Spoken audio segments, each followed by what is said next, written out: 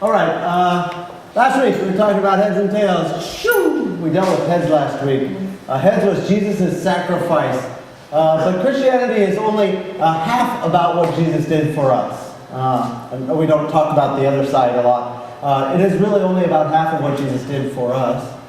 And it is half about what we get from Jesus. So Jesus does provide us salvation. He sacrificed everything for us because he loves it. But tails is the other side of the coin.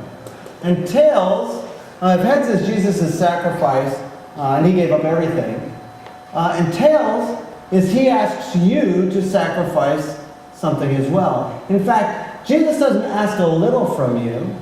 Jesus asks you to reciprocate the same amount that he gave to you.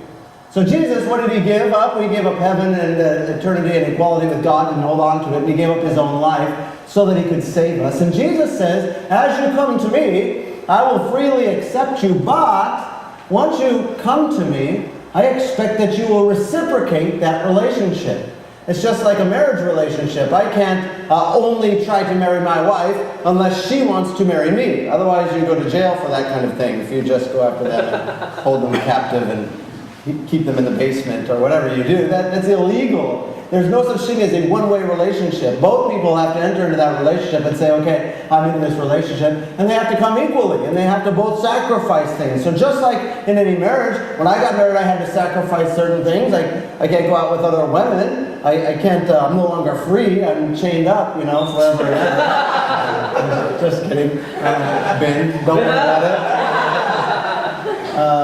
You give up a certain amount of independence. I give up money. I used to only work 2 days a week because I lived on my friend's floor. But when I got married, I had to get a real job to help support my family. When I was on my own, it doesn't matter how much money I have. I can stay at church for 15 hours and stay late. Even I used to be at church all the time. Now 9 o'clock bedtime. Because I can get up and work and that kind of stuff. And so you have to sacrifice certain things to join in a relationship. And if you're committed to that relationship, like I am to my wife, then it's a sacrifice that you say, you know what, I'd like to have those other things, but I'm going to go ahead and sacrifice them so that I can get into that kind of relationship. And Jesus says, I've sacrificed something for you, and I expect or I ask that you would sacrifice something for me. We don't say this a lot at church because we're worried about scaring people away from believing in Jesus. Because if you look at the tail side of the coin, it has a weight to it. It is as important as the head side. Jesus says it this way in Matthew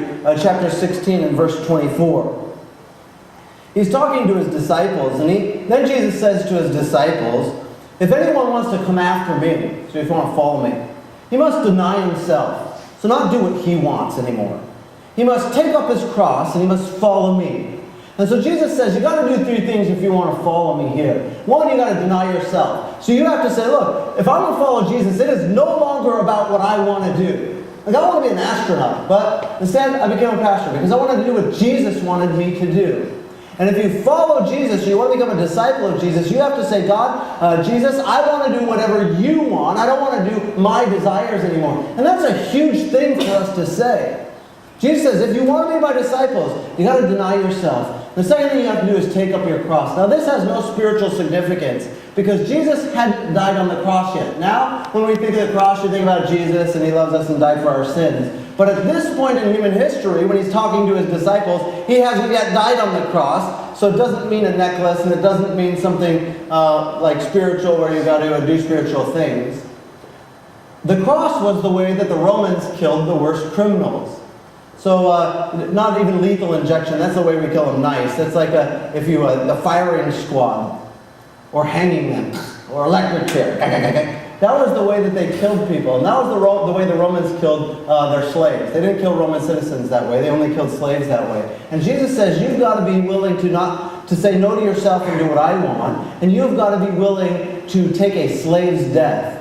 You've got to be willing to go to the cross. This is a serious commitment that I'm asking from you, Jesus says. It's not like a pretty lambs and like, oh yeah, this is so Jesus-y. Nowadays, sometimes the church becomes so effeminate and so sissy that it's like a bunch of, really weak commitment from people. But Jesus didn't want weak commitment. Jesus says, I'm going to give everything to you, but I'm going to expect that you reciprocate it. In fact, I'm going to die for you, and I will love you with all of eternity, more love than you could possibly give back to me. But I am going to expect that you would be willing to give your life as well. If I am going to give up my life, and he does, he proves it and actually follows through with it, not just talks about it. And he follows through with that. He says, I expect that you will be willing to give your life up for me as well, no longer following what you want. And follow me. So he's saying, and do the things I asked you to do. If you want to be a disciple of God, those are the things that you must do. They're not add-ons like, oh, this would be really nice. It's like a marriage relationship. Your wife says, will you have an whole richness course? Yes. Husband said, you do accept this woman in love? Yes. They both have to agree to it. Now, Jesus has already agreed to it. He says, I've already died for you. I've already showed you my commitment. I want you. And then you have to say not just magic words, oh, yes, Jesus, I'll take that, and do whatever the hell you want. He says, no, if you wanted to come into a relationship with me, you can't do whatever the hell you want. You have to turn to me and actually reciprocate that relationship. And you've got to sacrifice something too. It's not like, oh, I take the magic Jesus pill. Okay, I'm going to heaven. Woo! That is not how it works. A real relationship always takes commitment from two parties. Remember what I said last week. What you are willing to give up or sacrifice will be a direct reflection of how committed you are to someone or something.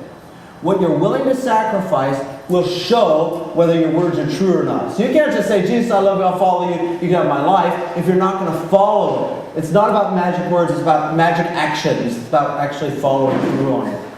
And so, if you want to live as a Christian, living as a Christian means living a life of sacrifice. This is a scary word. You must be willing to sacrifice certain things about yourself to follow God. Your own desires. What are some of those for us? Your weed addiction is one of them. About half of you are probably addicted to weed. Jesus says, if you want to follow me, you've got to give up that addiction, because that's in control of you, not me. Oh, crap! I'm going to lose my friends, and I'm going to be happy and have a great life. Yeah, I'd hate that.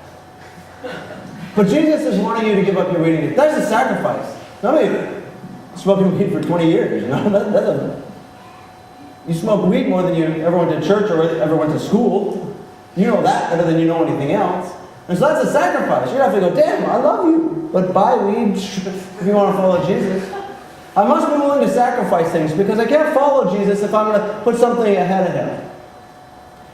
You're going to have to be able to sacrifice, or willing to sacrifice, your pride. Always wanting to be a badass. Always want to say, well, I'm the toughest guy, I'm going to bang everybody out. Yeah, that's not how Jesus works. Jesus says you got to love your enemy. So, well, I don't care what Jesus says. Okay, then you can't be in a relationship with him if you don't care what he says. And Jesus says, look, you get to be a badass, but not in the same way that the streets think so.